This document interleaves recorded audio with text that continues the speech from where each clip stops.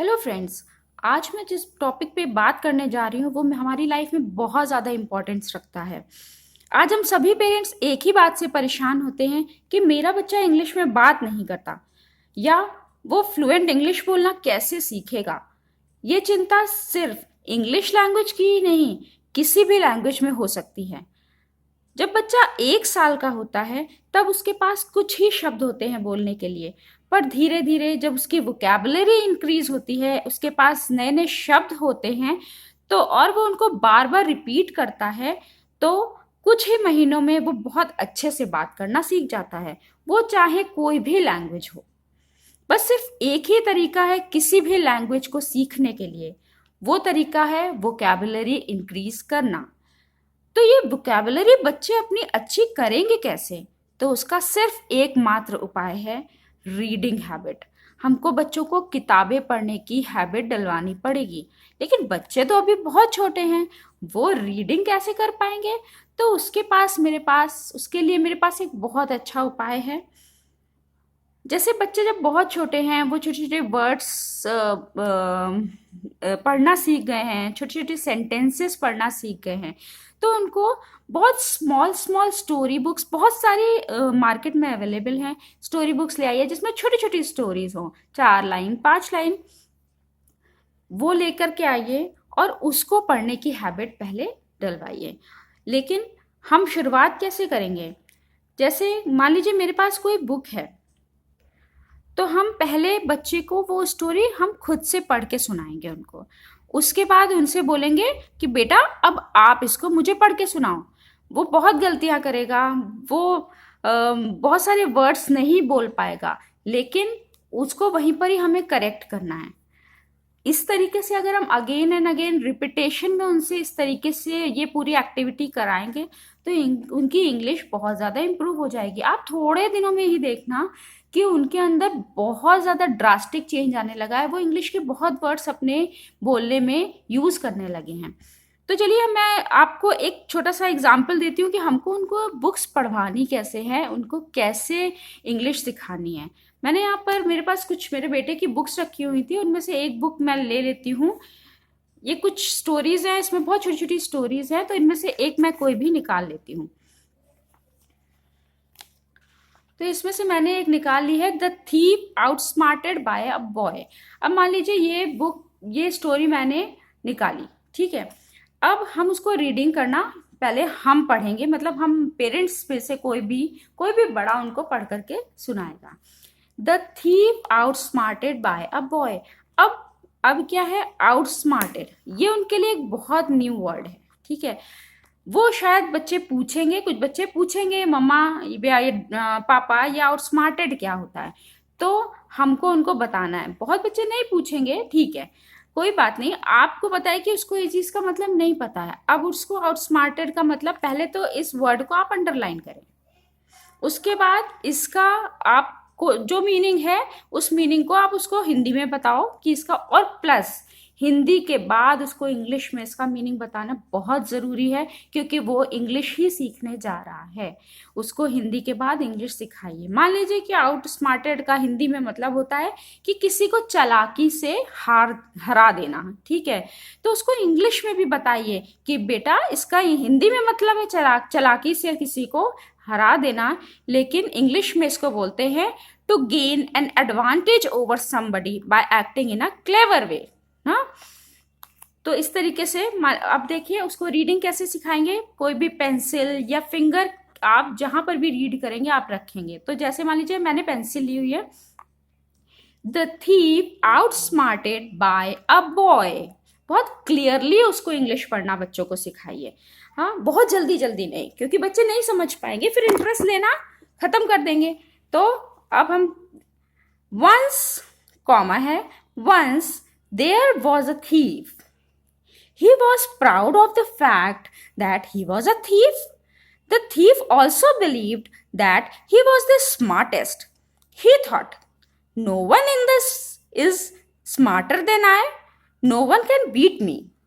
One day, the thief saw a boy near a well. अब वो पूछेगा well क्या होता है, आप इसको अंडरलाइन करो, उसको बताइए वेल क्या होता है, इवन उसकी पिक्चर भी उसको शो करिए कि वेल क्या होता है। The boy was crying, the thief asked him why are you crying. मतलब आप उसको क्वेश्चन मार्क में, जैसे आप एक दूसरे से क्वेश्चन पूछते हैं ना, तुम क्यों रो रहे हो, तो उसको यहाँ पर भी जैसे आप रीड कर रहे हो तो एक्सप्रेशंस आने चाहिए। Why are you crying. The boy showed, छोटे बच्चों को शोड का भी मतलब नहीं पता होता, आप उसको बताइए क्या होता है, ठीक है। The boy showed him a piece of rope and said my bucket which was made of silver has fallen into well. The thief thought, I shall steal this silver bucket. Thinking like this, he said to the boy, do not cry. I will find your bucket. He took off his clothes and jumped into the well. He searched, he searched for the silver bucket but could not find it.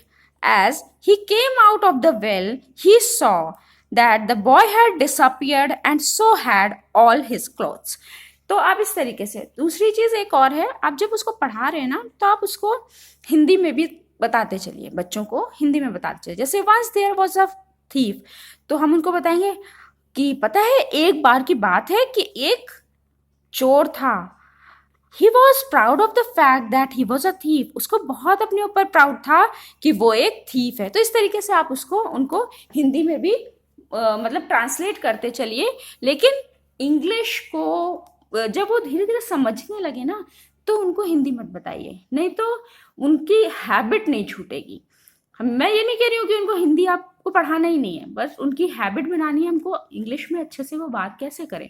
तो इस तरीके से अब ये जो हमने words underline करे हैं उनका मीनिंग उनको हिंदी में बताइए, उसको इंग्लिश में भी बताइए। जिनके आप पिक्चर्स शो कर सकते हैं, गूगल पे सब कुछ है अवेलेबल आज की डेट में, आप उन चीज़ों की पिक्चर्स उनको दिखाइए, उसके बारे में थोड़ा सा बताइए। और लास्ट चीज़ एक बहुत बहुत ज़रूरी है कि जब भी आप कोई वर्ड अंडरलाइन कर रहे हैं, दिन में 2 बार 3 बार जितना भी आप उसको वर्ड को यूज़ कर सकते हैं बच्चों के संग वो यूज़ करिए।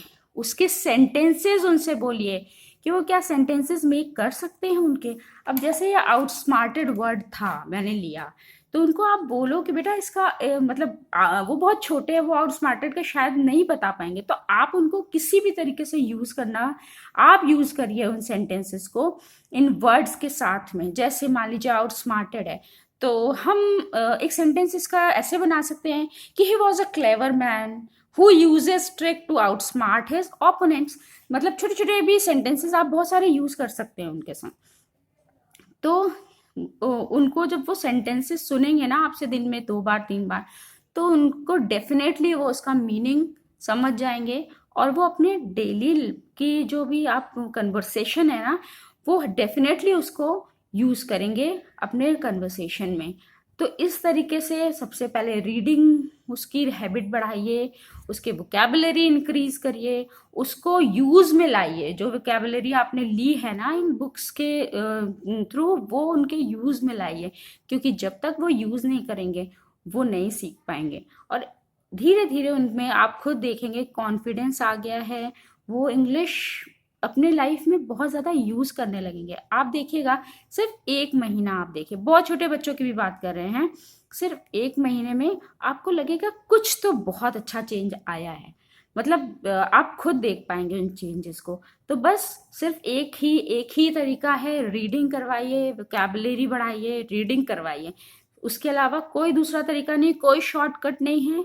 ऐसे ही सब बच्चे इंग्लिश सीखते हैं जिनके बहुत अच्छा कन्वर्सेशन है, वो ऐसे ही सीखते हैं। देखिए ना, मतलब लोग बुक्स पढ़ पढ़ के ही तो चीज़ें सीखते हैं और उसके अलावा कोई चीज़ नहीं है।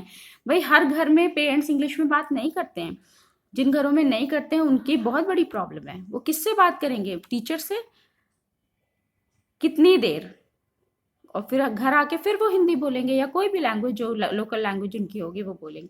तो उनके लिए ये बहुत ज़रूरी है, लेकिन उनको बहुत स्मार्टली काम करवाना है, क्योंकि बच्चे बहुत चीज़ों से जल्दी से ऊब जाते हैं, बोर हो जाते हैं वो। तो उनको इंटरेस्ट क्रिएट करा, मतलब इसलिए स्टोरी बुक्स होती हैं कि उनको इंटरेस्ट आए, इंटरेस्टिंग लगे। जब ये चीज़ें इंटरेस्टिंग लगने लगेंगी ना, आप स्कूल बुक की भी कोई स्टोरी ले सकते हैं, लेकिन उनको वहाँ ये लगता है अरे स्कूल का है ये तो इसलिए अच्छी अच्छी स्टोरी, पिक्चर्स वाली स्टोरी बुक्स हों, कलरफुल स्टोरी बुक्स हों। यहाँ देखिए मेरे पास बहुत सारी बुक्स हैं, ये तो कुछ भी नहीं है, मेरे पास बहुत सारी स्टोरी बुक्स हैं जो मेरा बेटा पढ़ता है। मतलब अभी तो वो थोड़ा सा बड़ा हो गया है, लेकिन वो पढ़ता था, उसका काफ़ी कुछ बहुत इम्प्रूवमेंट हुआ है उसके अंदर। तो इस तरीके से आप कर सकते हैं। Thank you.